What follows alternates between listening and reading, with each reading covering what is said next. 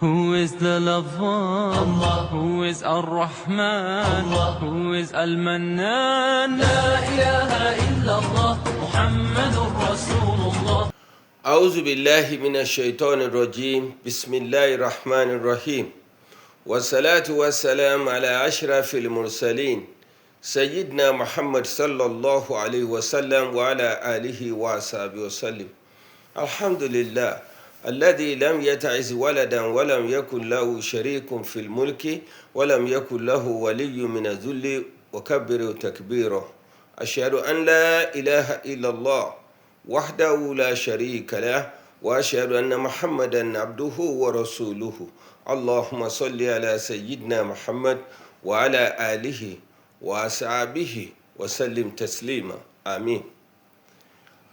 A kí ara wa ní kíkí tí ọlá yìí pé ìkẹ́ Ọlọ́run àánú Ọlọ́run àti ìbùkún rẹ̀ kó mọ́ bá gbogbo wa gbé àmín. A kí yín káàbọ̀ sí àkànṣe ètò fún ti alẹ́ ìní èyí tí ẹ̀yin náà ó ti mọ kí ni kókó ọ̀rọ̀ tí a fẹ́ sọ. Kí ni kókó ọ̀rọ̀ tá a fẹ́ sọ? Òun náà ni nípa ìpapòdà bàbá wa ìmáàmù àgbà fún ìlú Ìlọrin àti gbogbo agbègbè rẹ̀, ẹni tá a lè pè ní ìmáàmù fún gbogbo Kwara. Bàbá wa Sheikh Dr. Almarhum Muhammad Bashir Imam Saleh OON. Bí Ọlọ́run ti kọ bẹ́ẹ̀ ló padà rí.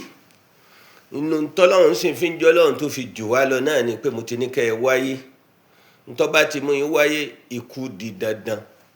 Ìyẹn wá fi hàn wá pé kò sí béèyàn ṣe lè tó láyé túláàsì ọjọ́ tọ́lọ́run bá kọ fún un pé yóò padà lọ bá. Kódà bí ó ṣàìsàn. Gbogbo wa nílùú Ìlọrin, gbogbo wa ní Kwara, gbogbo wa ní Nàìjíríà, gbogbo wa ní gbogbo àgbáyé ńlá ń dárò bàbá wa ìmáàmù àgbà tí wọ́n ṣíkò padà. Kí Ọlọ́run bá kó bá kẹ́ wọn, kó bá gẹ̀ wọ́n, kó mú wọn sí Aljannatul Firdaus pẹ̀lú gbogbo àwọn tó jẹ́ tiwa tí wọ́n ti wà lọ́hùn. Àwa tá a ṣẹ́kù k'Ọlọ́run jẹ́ ká pẹ́ fúnra wa lórí ẹ̀sìn, kó sì fún wa ní magífírà kó tó pa wá. Àpẹẹrẹ kan ni mo kàn fẹ́ fi hàn wá kó tó di pé mo fàlejò wà hàn yín. Òun náà ni pé ṣé ẹ rí bí wọ́n ṣe dárò bàbá wa ìmáàmù àgbà? Sẹ́yìn náà rí. Ẹ̀yin tẹ́ ẹ̀ tiẹ̀ kú òǹlé, ẹ̀ ń gbọ́ lórí rédíò, ẹ̀yin tẹ́ ẹ̀ ń wò lórí tẹlifíṣàn, ẹ̀yin náà rí. Tí ìsìnkú àgbọ̀ pé ó rẹ bàbá tẹ́lẹ̀tẹ́lẹ̀. Àwọn tó súnmọ́ ẹ lọ́mọ̀ pé àárẹ̀ fẹ́rẹ́fẹ́ tó béèyàn bá ṣe rí lọ́lọ́run máa fi hàn nígbà tó bá sípò padà. Kọ́lọ́run kó bá ṣàlékún kẹ́ fún wọn. Ọlá la ilaha illallah. Àlejò mi lónìí tí wọ́n jẹ́ àlejò pàtàkì, àwọn náà ni Sheikh Imam Yusuf Murtada Pakata, èyí tí bàbá wa ìmáàmù àgbà tí wọ́n lọ ilé tí wọ́n sọ wọ́n ní ọlọ́pọ̀ ẹwà. Allahu Akbar. Ọ̀rẹ́ bàbá imam ni wọ́n wà pẹ̀lú wa lálẹ́ òní tí gbogbo wa tá a wà níbi pé àyìn dárò àyìn kẹ́dùn pé níjọ́ kan náà ni ọmọ kan wa náà bí bàbá yìí ti tó bọ́lọ̀ ń ṣe sin wọn gẹ́gẹ́ bí àfa àgbà tó yẹ pé tá a bá tiẹ̀ níṣòro kan àwọn làálọ̀ sábà pé kí ni ká ké kí ni ká wí àdúrà wo ni ká máa ṣe òun sì fún wa ìṣòro náà ó sì kú o. So àwa àbí Ọlọ́run ọba nínú àánú ẹ̀ gbogbo ẹni tí wọ́n ṣe lóore tí wọ́n rántí pé bàbá yìí kọ́mẹ́ǹtì wọn ní dáadáa ń pa àwọn kọ́lọ́n kó fi bá wọn lò. So mo kí ìmáàmù wa Yusuf Murtada Pakata táwọn náà jẹ́ kan nínú ẹgbẹ́ tó ń ṣètò ìjókòó tí a máa ń ṣe ní gbogbo ọjọ́ mẹ́jọ ń bí Muslim Media Watch Group. Bẹ́ẹ̀ bá ń gbọ́ Muslim Media Watch Group, àwọn náà ní jẹ́ bẹ́ẹ̀. Wasalaamu alaikum wa rahmatullah. Wa alaikum salam wa rahmatullahi wa barakatuh. Alam bi imam. Hayyakumullah. Ahlan wa sahlan. Ìbéèrè àkọ́kọ́ tí ń kọ́kọ́ tì síwájú yìí ni pé bó o lẹ ṣe rí ìpapòdà bàbá wa ìmáàmù àgbà fúnlùú Ìlọrin àti gbogbo agbègbè rẹ̀ sí? Torí gbogbo alábàbà wa ọlọ́lọ́ọ̀bá Ìlọrin àbàwọn kẹ́dùn, àbáwọn àyímọ̀ àbàwọn kẹ́dùn, àbáwọn àjòyè ọba àbàwọn kẹ́dùn, àbá gbogbo ìlú àti Kwara kẹ́dùn. Bó o lẹ ṣe rí kú wọn sí fún tọ́lọ̀ ń sọ nínú Al-Qur'an ìpọ̀rọ̀ kú. Akramakallah. Bismillahir Rahmanir Rahim. Wassalatu wassalamu ala ashrafil mursalin wa ala alihi wa sahabatihi wa ma tabi'ahum bi ihsan ila yawmiddin. Àmín. A dúpẹ́ fún Ọlọ́run tí ó dán wa wò láti ibi lásìkò gbà tá àrùn kan ọpẹ́ tá a wá dùn ní pé àdánwò míì máa ń bẹ tí máa ń ṣẹlẹ̀ sí ni tí ó sì gbé ẹlòmíì lọ tí ó sì bà ìmánì jẹ́. Allahu Akbar. Ikú bàbá wa imam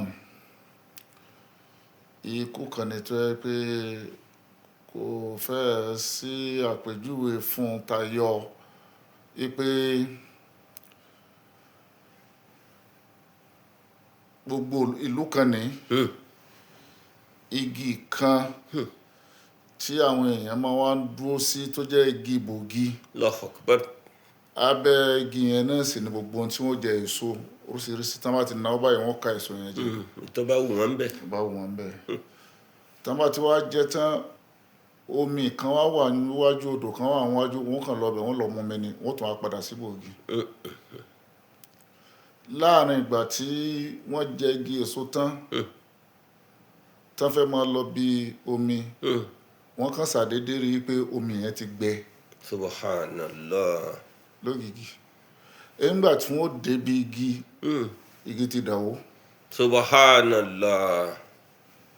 àti bàbá tí jẹ́ bògì fún wọn tí wọ́n ti máa rí gbogbo tí wọ́n ń fẹ́ ó ti wó lulẹ̀. àbí ká sọ pé òpó kan ni wọ́n tí àìmọye èèyàn gbára lé àbí transformer tó yẹ pé àìmọye èèyàn ló gbaná látara wọn. Allahu Akbar. kí èèyàn kan wá rí pé òpó yẹn kan dá lógìgì transformer yẹn kan sọ ó sẹ́lẹ̀. sọ seize láti ṣiṣẹ́. so bẹ́ẹ̀ ni ikú bàbá rí. Allahu Akbar.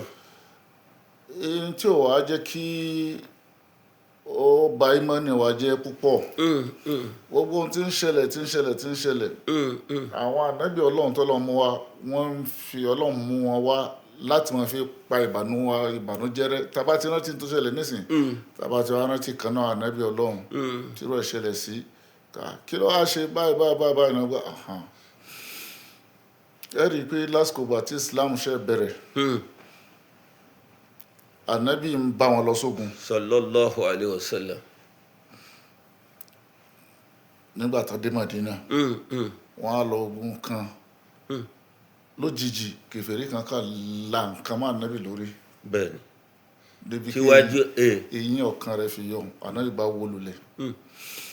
àwọn táwa jẹ́ kèfèrí wọ́n bẹ̀rẹ̀ sí ní ṣe ẹ̀yẹ àwọn tó yẹ pé ìmánì wọn lẹ tájẹ́ mùsùlùmí wọ́n padà kó nu Islam. náà pé tá a bá lè lẹ òjíṣẹ́ Ọlọ́run lóko tó fi yọ eyín kan kúrò. so nígbà tí ó pẹ́ tànàbí wa jí ànábì wa bá wọn lọ́wọ́ tí wọ́n ń ṣe ẹ̀yẹ ó bá àwọn kan lọ́wọ́ tí pé wọ́n ń jó pé wọ́n ti pa òjíṣẹ́ Ọlọ́run. àyà wa sọ̀kalẹ̀. Allahu Akbar. Ọlọ́run wa ní Jibril ló bá ń sọ fún ànábì. ọ̀tọ̀ ní ìbànújẹ́ ní tán fi ṣe ọ̀tọ̀ ní ìbànújẹ́ ní tí tó wá jí bá. Allahu Akbar. ànábì wa ń ṣe mọ̀nú ara rẹ̀ tẹ́nìkan kan ò mọ̀ ṣé bí yẹn ṣe máa ń kú náà nì. Allahu Akbar. ṣé torí kú mi náà ni àwọn. làwọn eléyìí ń ṣe ẹ̀yẹ sí. Ọlọ́run wa ni lọ sọ fún Jibril pé bisimilahi rahmani rahim. wa ma ja'alna li basharin min qablika al-khulda afa in mita fahum khalidun. Allahu Akbar. kullu nafsin za'iqatul maut wa nabluukum bish-sharri wal khair fitnatan wa ilayna turja'un. Allahu Akbar. Ọlọ́run ní ìwọ Muhammad wa ma ja'alna li basharin min qablika al-khulda kò sí ẹnìkan tá a yọ̀ọ̀dá pé yóò máa bẹ lọ títí ayé. Allahu Akbar. má jẹ́ kí n tí wọ́n ń sọ má jẹ́ kí ijó tí wọ́n ń jó má jẹ́ kí ayọ̀ tí wọ́n ń yọ̀ kókó agara bọ́. kọ́ má dààmú ìmánì rẹ. àfàyí mẹ́ta àtàbàtẹ̀ tó bá wá kú lẹ́nìí ipe òkú ń tòótọ́ kì í ṣe pé ó dákú fahum khalidun sáwọn máa bẹ lọ títí ayé ni. Allahu Akbar. Ọlọ́run wa ní lọ́mọ o kullu nafsin za'iqatul maut kò sí ẹ̀mí tí ò ní kú. Ọlọ́run fi gbólóhùn yẹn tó a fi parẹ́ ní pé wa nabluukum bish-sharri wal khairi fitnatan. aburú ta mú wa àdánwò àtọ̀dọ̀ Ọlọ́run ni. fún òjíṣẹ́ Ọlọ́run afẹ́wò bó ti ṣe. a sì máa fi rere náà máa fi dẹ̀yìn wò ṣùgbọ́n gbogbo bó ti wù àtẹni tá a fi aburú kàn àtẹni tá a fi rere kàn ọ̀dọ̀ wa lẹ́ẹ̀darí sí. àdánwò méjèèjì jẹ́ fún yín bẹ́ẹ̀ bá ṣe ṣe ni. bàbá wa chief imam náà gbogbo bó ti wù kó jẹ́ a mọ̀ yìí pé abara ni wọ́n ẹlẹ́mìí ni wọ́n ṣùgbọ́n ẹni tó bá wo ìwúlò wọn yóò gbà yìí pé nǹkan ṣe Islam nǹkan ṣe ìlú yìí látara kíni àwọn ní àkọ́kọ́ imam tí ó jẹ́ ìmámù àgbà inú ìlú tí wọ́n sì tún jẹ́ àfá àgbà inú ìlú gbogbo àwọn tán tí ń wánú àwọn imam wọ́n ń jẹ́ ìmámù àgbà wọ́n ṣe àfá àgbà. nígbà tọ́lọ́run ti ní kí gbogbo àwọn bàbá ṣe kàmá ṣe Adam gbogbo wọn ti lọ bàbá Àgbáríjìdómà gbogbo àfáwà bàbá Jẹ́rìjísù gbogbo bàbá wa Àdára kò béèrè. so bàbá ìmáàmù ló wá gbé àsíá méjèèjì dání ẹlòmíì wọ́n lè mọ wá fi ròyìn ẹ̀ tó yẹ pé wọ́n kàn ń pè láàfáà ni tí ò sí kankan lára rẹ̀ tí bàbá ìmáàmù kò rẹ̀ hàn ìmọ̀ yẹn kún rẹ́rẹ́ ó kún lára wọn bí Ọlọ́run ṣe wá kẹ́ wọn tó bàbá chief imam wọ́n jẹ́ ẹnìkan tó ṣe yí pé wọ́n rẹra wọn lẹ̀ wọ́n sì máa ń sọ pé tẹ́ni yìí bá ṣe mí lóore ẹyọkan àfi kí n fi 9. Allahu kí n fi rọ́pò. bàbá wa imam wọ́n jẹ́ ẹnìkan tó yẹ pé in tí máa ń bà wá láàfáà jẹ́ àwọn òǹkéwú jẹ́ òun náà ni in tó ń pè ní àsọ̀bíyà lédè lárúbáwá tribalism. Allahu Akbar. bàbá imam wọ́n kéwú ọ̀dọ̀ brọ́dà àwọn tán ẹjọ́ ọmọ bàbá àfáà sàdálà wọ́n kò ń bẹ̀ wọ́n bọ́ sí ọ̀dọ̀ àfáà sàkámà wọ́n kò ń bẹ̀ wọ́n bọ́ sí ọ̀dọ̀ àfáà lánàmú àfáà musa àti wọ́n á kò ń bẹ̀ náà lọ sí mahadil arabi lọ́dọ̀ àwọn bàbá wa Fadilatu Sheikh Kamaluddin. Masha Allah. ẹ wà á lè rí àpẹẹrẹ pé èmi ò fẹ́ rí yín o ìwé ṣe àdàbíyà àbí ìwé ṣe ẹni tó kéwọ́n sàkámọ̀ gbogbo àwọn tí bàbá tí wọ́n kó mọ́ra táàjọ ń ṣe irú èmi nísìnyí mọ́ríkàsì ni mí. bẹ́ẹ̀ ni ẹ̀yin sì lọ́wọ́ ọ̀tún bàbá. so ẹgbà tí ọ̀rọ̀ àdàbíyà sì ni bàbá. àdàbíyà ni bàbá ẹgbà tí ọ̀rọ̀ gbogbo ẹ̀yin tẹ́ fẹ́ máa jẹ́ ń kọ̀ pé kì í ṣe tiwa kì í sára wa. ẹ lè rí àpẹẹrẹ rẹ̀ lára bàbá tí bàbá fi kú bàbá gbà yí pé nǹkan kan náà ni gbogbo wa kullukum li Adam wa Adam min turab gbogbo yín ọmọ ànábì Ádámà ní Ádámà náà òun náà wá láti inú yẹ̀pẹ̀ so bàbá yìí ṣe tribalism òun ló fà tó fi já sí pé gbogbo ń kéwú òun lọ́mọ bàbá kódà yóò jọ yín lójú pé àwọn tí wọ́n ṣe sàlàfíà tá a mọ̀ sí alùsùnà wọ́n láyè lọ́dọ̀ bàbá wọn ò ní wọlé kí bàbá ní ẹ̀yin tẹ́ ń kà fara gbogbo èèyàn. olófà tó yẹ pé ẹ̀rí irú pírọfẹ́sọ̀ Òtúyọ̀ pírọfẹ́sọ̀ Abdulrahman pírọfẹ́sọ̀ Abdulrazak Alaro gbogbo wọn kò sẹ́ni tí ò láyè lọ́dọ̀ bàbá kódà àti pírọfẹ́sọ̀ Abdulrahman Ahmad oná mọ́ sọ àti Sheikh Imran Eleha so àti pírọfẹ́sọ̀ Àgbáríjìdómà gbogbo wọn kan á dé kí bàbá wa rojú wípé bàbá ò fi yẹn ṣe dédé tó bá wá òun náà ni bàbá ò fún ọ. ẹ ṣe púpọ̀ gẹ́gẹ́ bí àkíyèsí látìgbà tí ìṣẹ̀lẹ̀ yìí ti ṣẹlẹ̀ ni àwọn aráàlú yìí ń bá láwọn aráàlú yìí àwọn ọmọ orílẹ̀-èdè Nàìjíríà ni mò ń sọ káàkiri àgbáyé afóònù Canada afóònù UK afóònù Amẹ́ríkà tí bàbá ìmáàmù ni wọ́n ń kí wa kú báwọn náà bá sì pè wá orí ti bàbá ìmáàmù ni wọ́n ti ń bẹ̀rẹ̀ ìwà bàbá sòdá débi tí èèyàn ò fẹ́ lè sọ tán ó fi hàn pé ẹni Ọlọ́run ni wọ́n àwa tá a wá ṣẹ́kù ikú bàbá ti di àwòkọ́ṣe fún wa yí pé ntí bàbá ṣe tán fi gbajúmọ̀ láyé lójú àwọn èèyàn táwọn náà sì wà láyé ńgbà náà tán tún wá pẹ̀yìn dà táwọn èèyàn tún wá dárò wọn báyìí mo pé ìwà bàbá ló dáa débẹ̀. Nínú àwọn nǹkan tí Islam fi kọ́ wa òun náà ni pé ká máa ṣe sàárà ká máa tọrẹ.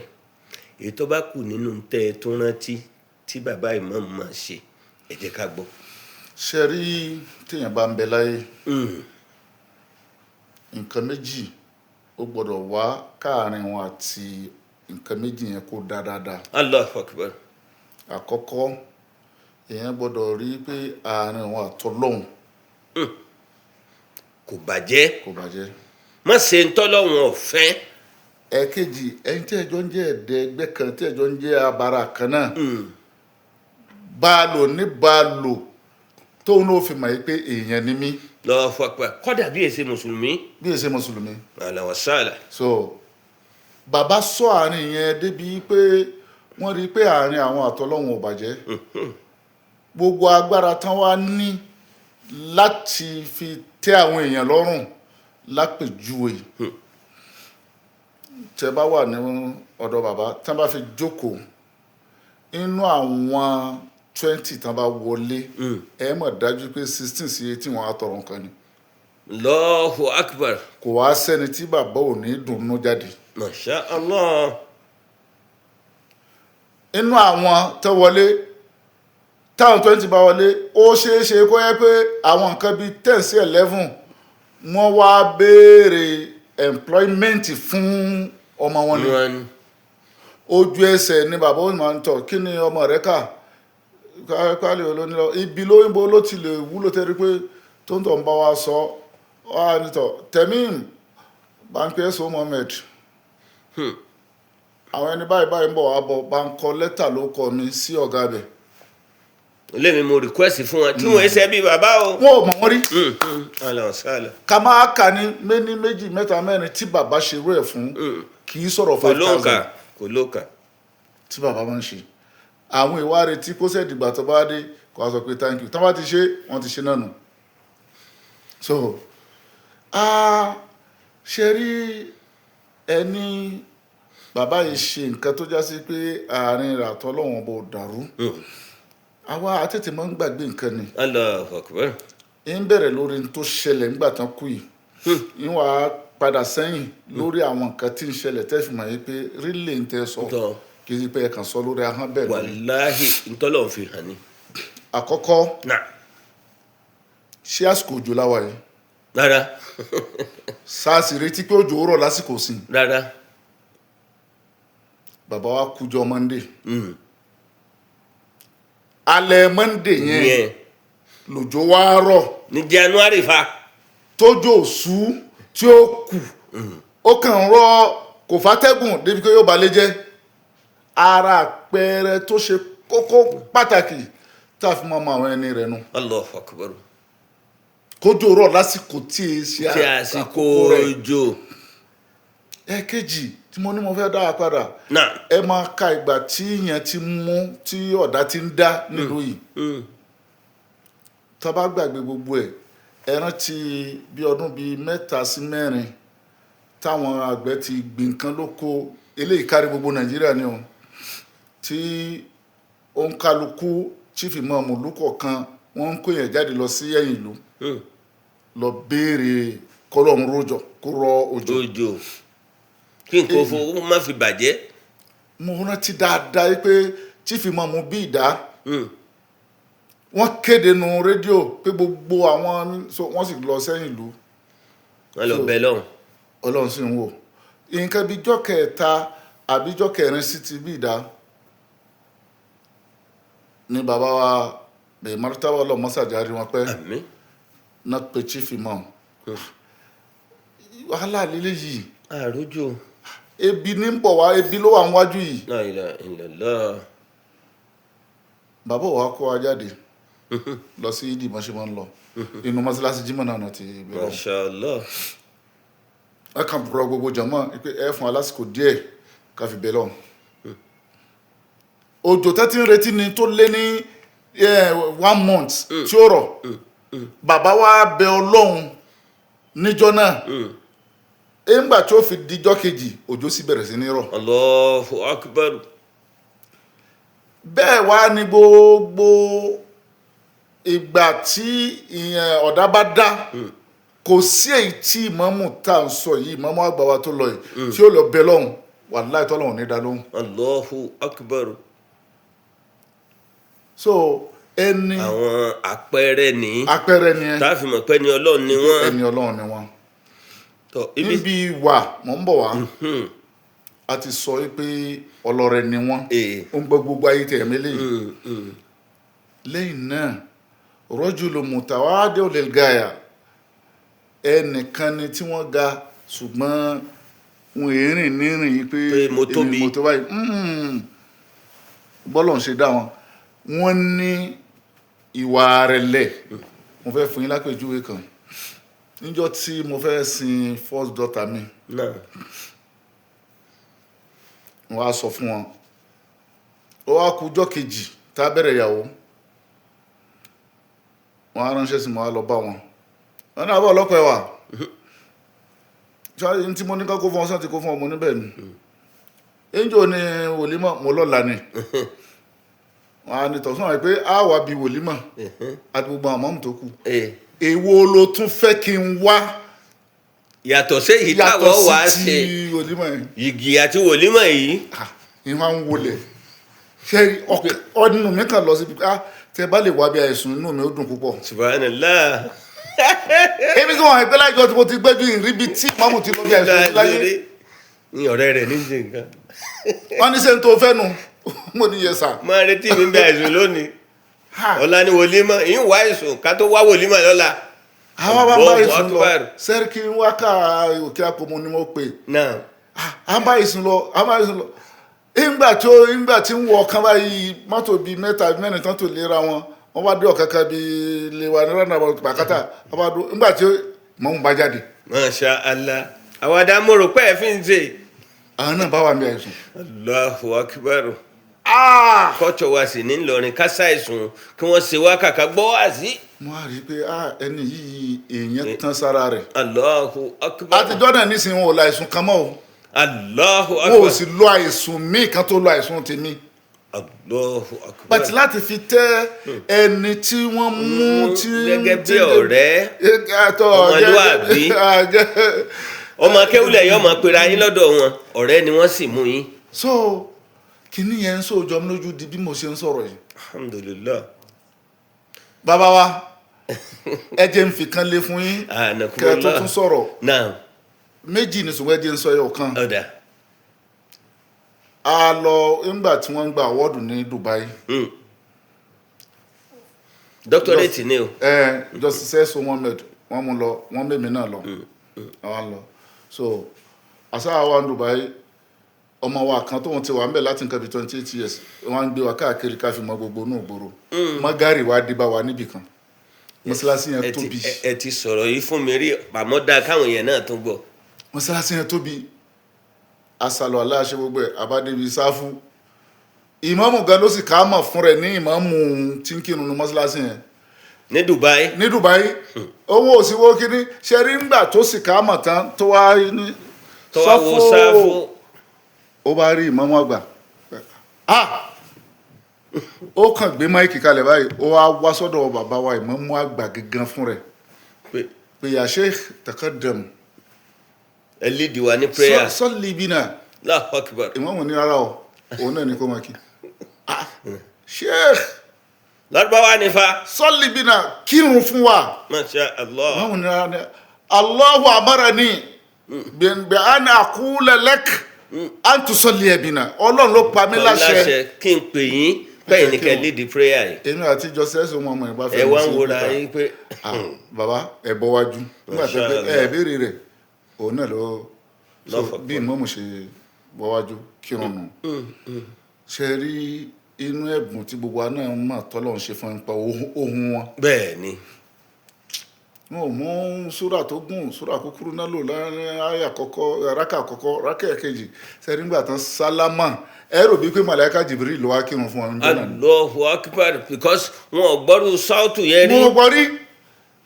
wọ́n bẹ̀rẹ̀ sí ní fi aṣọ nu aṣọ wọn báyìí. ọlọ́run tó ní pàdé wòlíì ọlọ́run kan wọ́n fọwọ́ ra báyìí mọ́ra. pé akírun lẹ́yìn rẹ̀ Allahu akbar. Alhamdulillah. Ẹ ṣé púpọ̀ bàbá wa imam, gẹ́gẹ́ bí àlàyé àní kò lórí ọ̀rọ̀ yìí láì ní ṣe ìkìlọ̀ fáwọn èèyàn. Bó ṣe yẹ kárí ni bàbá wa ìmáàmù àgbà rí, wọ́n ti wá gbé lọ bẹ́ẹ̀, wọ́n ti fi example fún wa tí a máa wò gẹ́gẹ́ bí exemplary leader, ẹni àwòkọ́ṣe nípa ìgbésí ayé. Ṣé àwọn èèyàn gbàgbé pé a kú ni tí Ọlọ́run pàṣẹ tànàbí tó sọ nínú àdìsí tẹ̀yìn àfáà tẹ̀sí dákẹ́ táwọn èèyàn ń wá ń ṣe tó lòdì sí tí bàbá wa ìmáàmù ń ṣe yìí? Ṣé wọn ọ̀nà ti pé ìjọ kan ń bọ̀ táwọn padà lọ sọ́dọ̀ Ọlọ́run ọba wọn ni? Tẹ̀yìn ó débẹ̀ tán tí ò sí pé ńlọ tún sẹ́yìn ṣe kò sáyè má. Ẹ bá pe àwọn tí wọn ò mọ̀ ṣe dáadáa, kódà àwọn tó kéwú nù wọn tí wọ́n tún yin aburú láàyè, ẹ kì wọ́n lọ torí a lọ pàdé pẹ̀lú Ọlọ́run jọ kan. Eléyìí ò ní rí pé à ń laagun. Allahu akbar. Ọlọ́run ní bismillahir rahmanir rahim. Náà. Man amila salihan falinafsihi wa man asa'a fa'alayha wa ma rabbuka bizalamin lil abid. Níjọ́ tí yẹn bá ti pé ọmọ ọdún 18, Allahu akbar. Ọlọ́run tó wá ṣe ó kàwé àbó kéwú àbó kọ́ṣẹ́ fún rẹ̀, òun náà ó ti máa mọ̀ pé èyí tí ń ṣe yìí tó kù díẹ̀ káàtó ni, Allahu akbar. èyí tí ń ṣe yìí tó dáa ni. Allahu akbar.